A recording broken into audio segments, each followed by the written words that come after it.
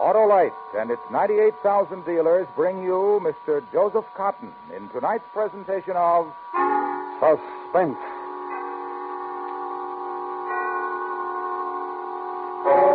"100 years ago, this week, a group of brave men risked their lives in a desperate effort to save their fellow men. Tonight, Autolite honors this centennial with a dramatic recreation of their attempted Arctic rescue. Our star, Mr. Joseph Cotton.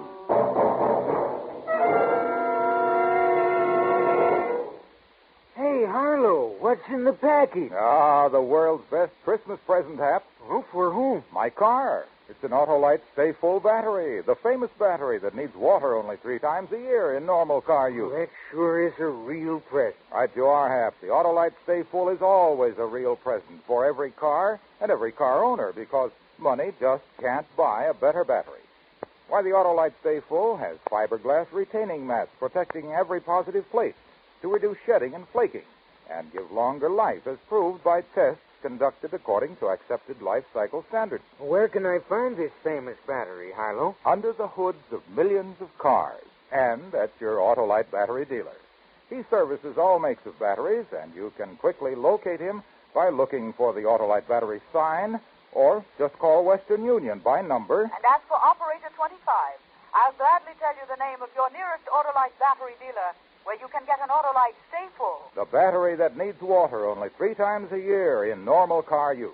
And remember, from bumper to tail light, you're always right with Autolite.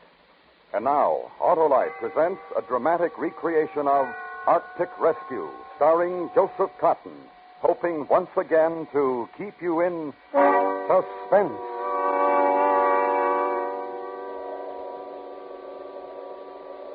Picture this if you can. Christmas night. Miles and miles of endless, empty, broken white ice. An ice floe drifting somewhere in the vicinity of the 73rd parallel north of the Arctic Circle. Nothing but ice. That is, nearly nothing. If you look carefully through the winter night, you'll see 2 tiny, dark blemishes. The figures of 2 men. One twisted in an unconscious heap is our skipper, Jonathan Blake. The other figure, Gerald Stewart, first mate, me. It makes a good, sorry picture. Civilized men in a primitive wilderness of ice waiting helplessly for death. Aye, a sorry picture.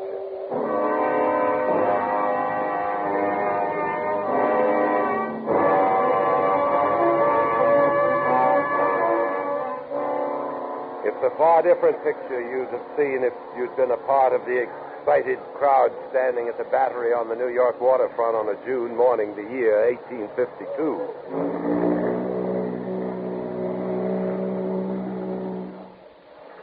The moment of departure? Aye, Lady Franklin, we must take the high tide. May God in his great mercy protect you and your men from the perils which await you. The men are prepared for hardships, Lady Franklin. We shall succeed where the others have failed in ending the mystery of the Erebus and Terror. Aye, and back to Aberdeen in time for a Christmas feast. And we'll prepare a Christmas celebration your men will never forget, Captain. We're leaving for England next week. I'm so sorry for you, Mr. Stewart. For all of you. Thank you, Miss Craycroft. I'll stand many a watch out at sea thinking of last night, the ball, dancing, and you. That is, all of us will, I mean. What my first mate is trying to tell your niece, Lady Franklin, is how grateful the officers and crew are for the farewell ball you held in their honor last night. I'm the grateful one, Captain Blake. Please bring them all home safely. Oh, come now, Lady Franklin, no need for worry. If Jessica's a sturdy ship and the men are in good health and lofty spirits. We'll be back by Christmas, you'll see. Tide will change. We must be on our way. Then goodbye and good luck, Captain. Goodbye, Lady Franklin. Miss Craycroft. Goodbye, Captain Blake. Goodbye, Mr. Stewart. Godspeed. Thank you. We shall see you in Aberdeen Christmas week. Let's get aboard, Mr. Stewart. Yes, sir. Bye, Lady Franklin. Darky? Yes, sir. Drop the gangway. Yes, sir. All hands at their mooring stations, Mr. Stewart. Yes, sir. Then pass the orders to cast off. Aye, sir. All hands, prepare to cast off. All hands, Let go 1 and 2. Let go 1 and 2. Let go 3 and 4. Let go 3 and 4. Ship's underway, sir. Aye. Well, Mr. Stewart, fill your eyes with the sight of New York. The last of it you'll be seeing for some time to come. Aye, good long time. I am, sir. As the Jessica moved slowly to the outer harbor, I watched a tiny, delicate white dot in the crowd at the wharf. She stood there beside Lady Franklin, waiting. And I watched until the morning fog erased the sight of the New York waterfront.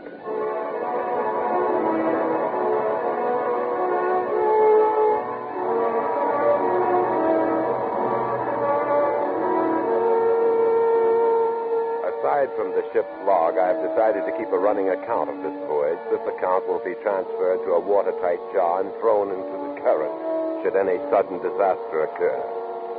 The first 3 weeks of navigating north were merely a matter of settling down to ship's routine. On June 30th, after officers' mess, we sighted Point Farewell on the Greenland coast. The time had come for the captain to read a letter of instructions given to him by Lady Franklin. Captain Blake, I'm sure you will do all that any man can in discovering the fate of my husband, Sir John Franklin, and his 2 ships, the Erebus and Terror. But my only fear is that you might sacrifice your lives in the unknown regions of the Arctic.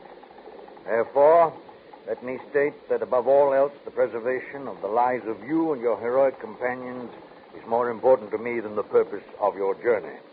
May God in his great mercy preserve you all from harm amidst the perils which await, and restore you to us safely and in health, as well as honor. Your sincere and attached friend, Jane Franklin. Well, these are the only written instructions I have, gentlemen. Now then, Mr. Stewart, the map, please. Yes, sir.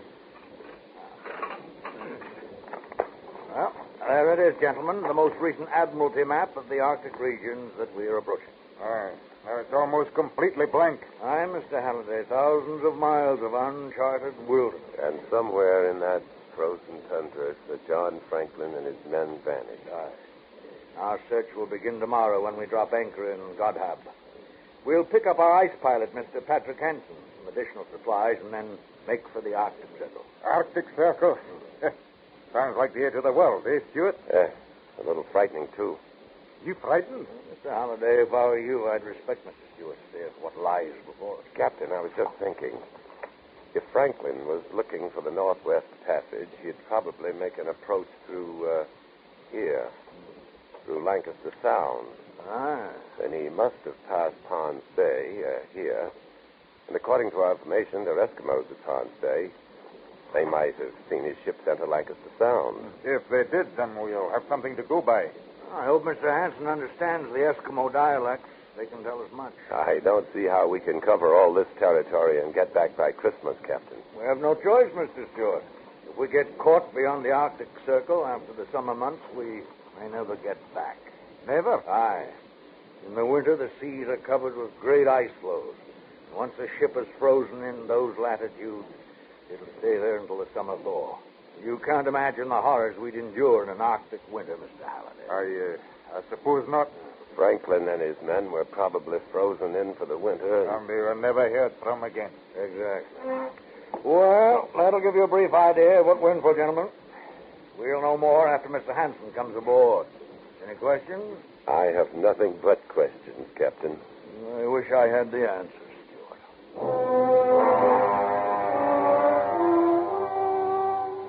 Noon the next day, we dropped anchor in the harbor at Godhab. Here we would take on coal, additional winter clothing, dogs, and Eskimo drivers, and Mr. Hansen, our ice pilot. Godhab was nothing more than a few huts of the Baffin Bay Trading Company, and as we prepared to go ashore, a longboat suddenly appeared alongside. Captain Blake? Aye? And Patrick Hansen, your ice pilot, sir. We were about to send a boat ashore for you, Mr. Hansen. No time for that, Captain. But we planned on picking up supplies and dogs. I brought them. They're in the boat. Well, what's the rush, Mr. Hansen? Oh, this is Gerald Stewart, my first mate. You never been in the Arctic before, Mr. Stewart? No. Take my word for it. You better get up there while we got the summer weather, you bet. All right, so we run into a little summer ice. The Jessica's prepared for that? Yeah, he looks like good, strong ship. Hey. You never seen iron ship up here before. And steam engine, too. That's not all the Jessica has. There's additional iron plates across the hull, as well as added bracing for chip in the forward 10 feet of the bow is solid iron and razor sharp at the edge. What do you think that'll do to your ice, Mr. Hanson? You wait and you see what the ice can do to a ship. Even an iron ship, Mr. Stewart. Mr. Hanson, you received my letters. Yeah. And you made inquiries about the Erebus and Terra? Yeah, they was here. They couldn't get dogs, so they headed for Pond's Bay. Across Baffin Bay? That's right. Just as we thought. Mr. Halliday. Aye, sir. Get those supplies aboard, then prepare the ship to sea. Right away, sir. At once. Steward. Yes, sir. You can chart a course for us. We'll cross the Arctic Circle next and on to Pond's Bay.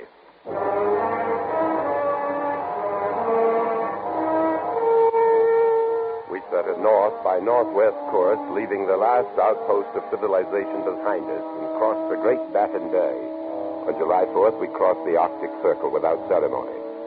Then we had ice freezing on deck in the rigging. A day later, we saw our first floating iceberg. For this time of year, we should not have seen either one.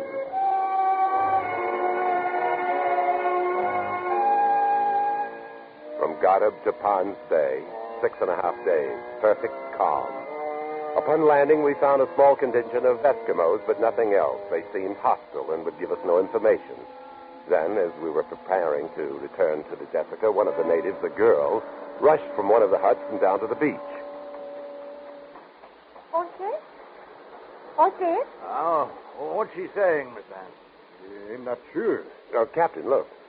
There's something in her hand. She wants us to look at it. Small brass button. From a naval uniform. Aye.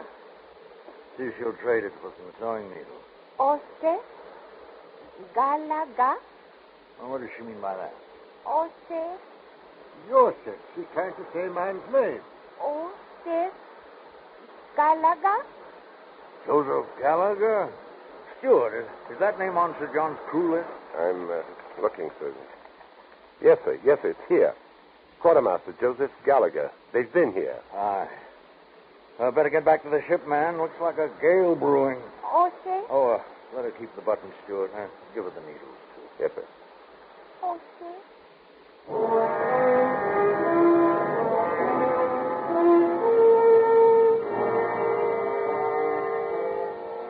After leaving Pond's Bay, 2 months passed without incident. Then we entered Lancaster Sound and approached the scarcely charted islands along Barrow Strait. There we encountered great mountains of floating ice, and we had only a few hours of twilight each day. We crossed the 75th parallel and north into Wellington Channel to Bathurst Island, the last of the charted islands on my map. Then on September 10th, weather changed. Northwest gales, sleet, and heavy fogs that forced us to a bare crawl, and even worse, mammoth ice floes that closed in all around us. Mr. Stewart. Yes, sir. Keep an eye on the temperature. I am, sir. Ice! Ice! Dead ahead! Quartermaster, starboard 6 degrees. Fleets have been getting smaller all the time. Captain, the temperature is still dropping. 10 above zero. What do you think of this lead, Hanson? I think maybe they better back out of here. Back out? Take a look astern, Hanson. Back out where? Captain. Oh, what is it, Halliday? The rudder will not respond. 6 below, sir. Ice! Dead ahead! The lead is getting smaller, Captain. Aye. Well, the Arctic seems to be closing down on us on all counts.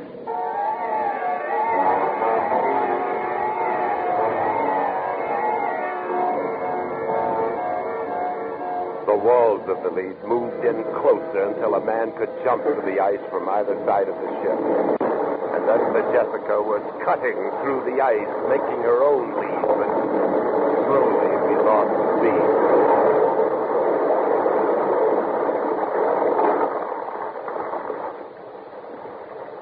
Finally, the ship gave up to the ice. He's frozen in now. Aye. Stop engines, Mr. Stewart. Yes, sir.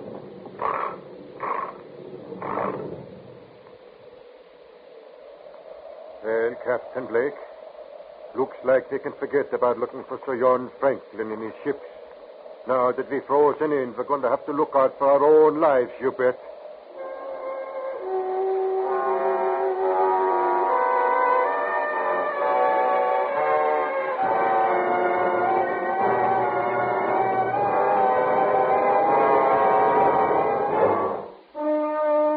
Autolite is bringing you Mr. Joseph Cotton in Arctic Rescue, tonight's presentation in radio's outstanding theater of thrills, Suspense.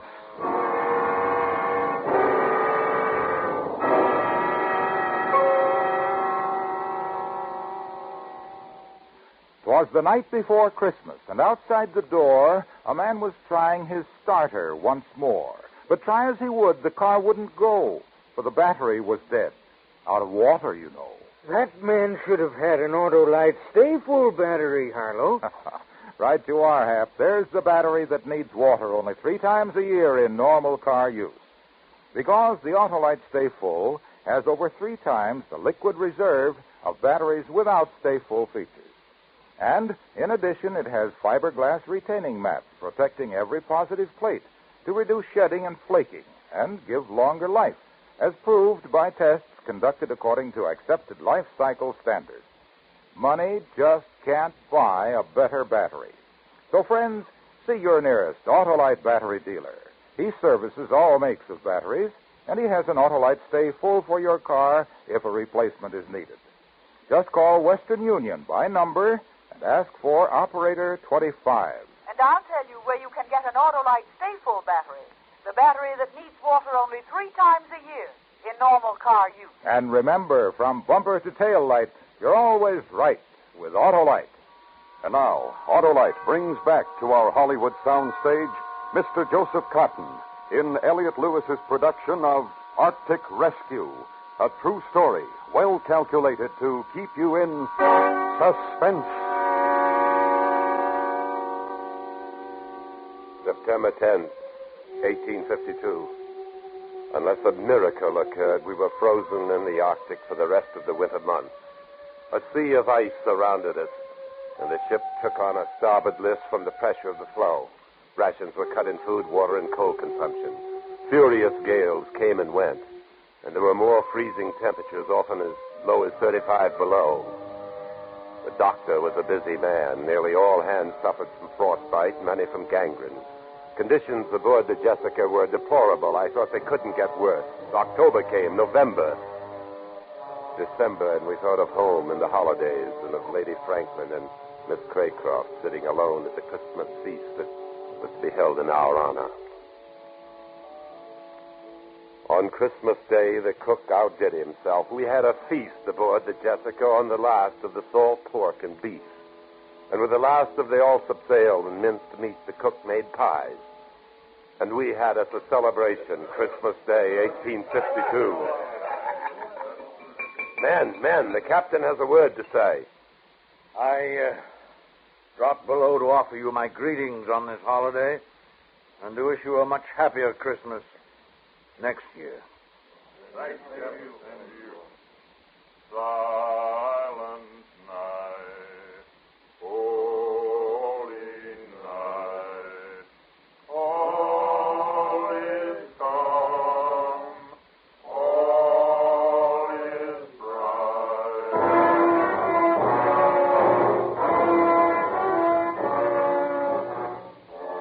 Christmas Eve, 1853, 1 year later. We're still frozen in. Summer came and passed without an appreciable rise in temperature, and the ice failed to break up. Men living on pemmican, occasionally bear meat and seal blubber. No more lime juice. This means scurvy. The year also saw the loss of 11 men, the doctor and the ice pilot Hansen among them. 2 in a chase for the polar bear, 3 from scurvy, and the rest from gangrene. Most of the men have frostbite.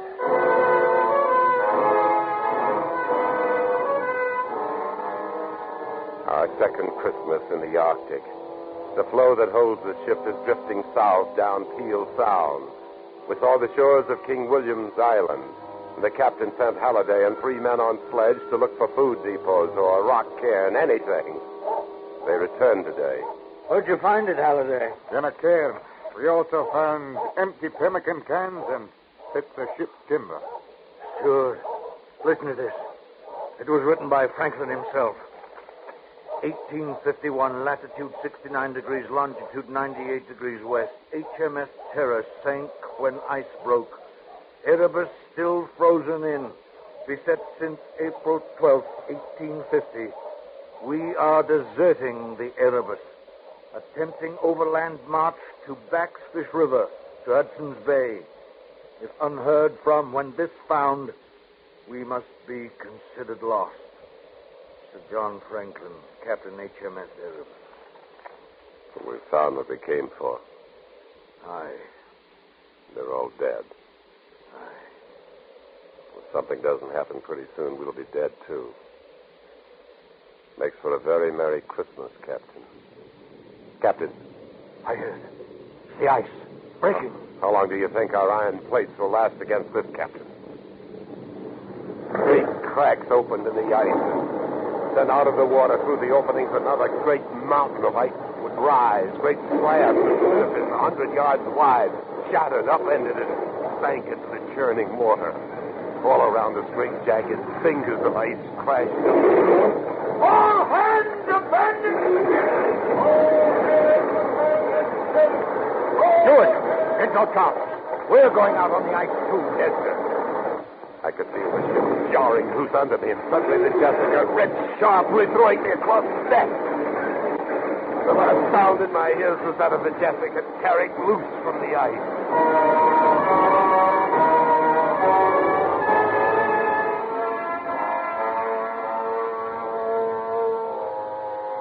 Slowly, I became aware of pain in my leg, then of movement. I opened my eyes. The captain was helping me to walk. I looked into the winter darkness for the familiar sight of the Jessica. I saw nothing. Nothing but ice. Skipper. Huh? Oh, feeling better, lad? What about the ship? Gone down. And the rest of the men? I don't know. Gone. The floe separated. Most of them were on the other side. Where are we walking to? I don't know. I don't know. We walked on and on, climbing jagged hummocks of ice and falling through thin spots. Legs got wet, froze. We beat the ice off, and we kept walking in circles through the Arctic night. Endless circles. We'll rest a bit. Let's rest. Sleep. A bit in the ice. Warm, comforting ice. No, don't sleep. My eyes grew heavy. I craved sleep. But the sleep was to die. I was ready. In the sky over the horizon, a star. The night was overcast. There were no other stars, just one. Bright in the distance. I could see it. I stood. It was still there. A bright star over the horizon. Captain! Up! On your feet, Captain! We're going to keep walking. Walking? Where? That way toward that star. We walked on, slowly. I carried the skipper, unconscious now, but... Oh, what could it be? There are no lights in the Arctic, no stars through the overcast. But we kept moving, and the star came closer.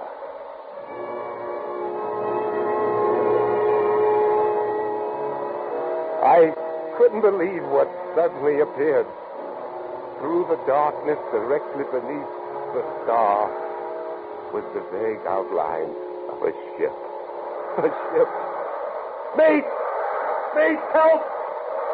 Help me!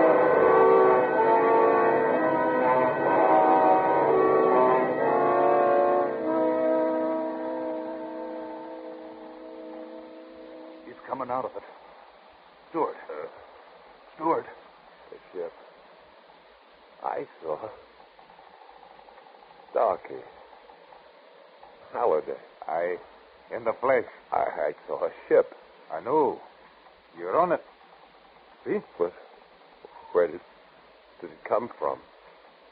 Not the Jessica. I know. That's the Erebus, one of Franklin's ships. The one they deserted. Erebus. Where did it come from? Well, there we were. All of us, except you and the captain lying on that flue after the Jessica went down, ready to die just as we thought you had. And then just as graceful as you please, we see a ship drifting slowly out of the fog through the broken ice, right to us. But the captain, I left him out on the He's ice. all right. We brought him aboard, and pretty soon we'll be on our way home. Home? Aye. The ice is open. We can get out. The Erebus will take us back. Now, how's that for a Christmas surprise? I followed a star. What? He's sleeping. What was that he said? He followed the star? Aye. They must have seen that lantern we hung from the mainmast. Mistook it for a star. Oh. Saved his life. And the captain. Being that it's still Christmas, I guess you could call it a miracle, eh, Starkey? I guess you could at that, sir.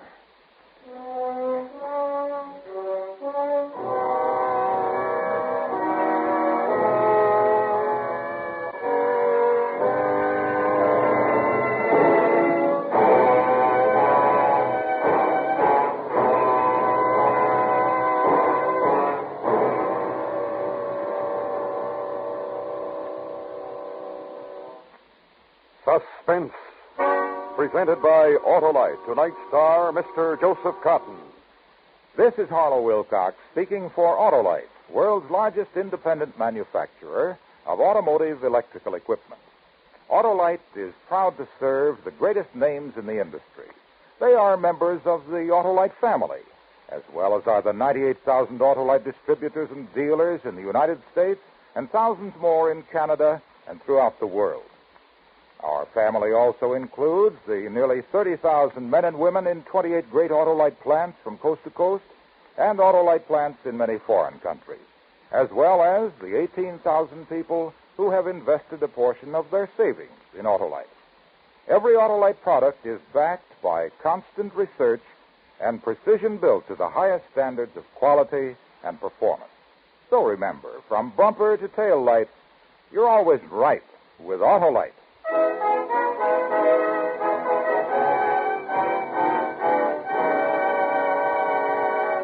Next week, a story from your morning newspaper.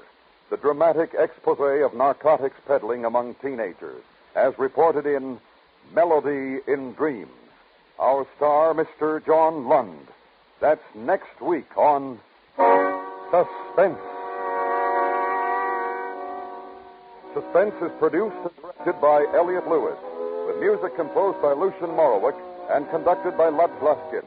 Arctic Rescue was written for Suspense by Gus C. Bays. Featured in tonight's cast were Joseph Kearns, Norma Martin, Lillian Baez, Fred Mackay, Barney Phillips, Clayton Post, and Ben Wright. Joseph Cotton can currently be seen in the Burt Friedloeb production, The Steel Trap, a 20th Century Fox release. Remember next week, John Lund in Melody in Dreams.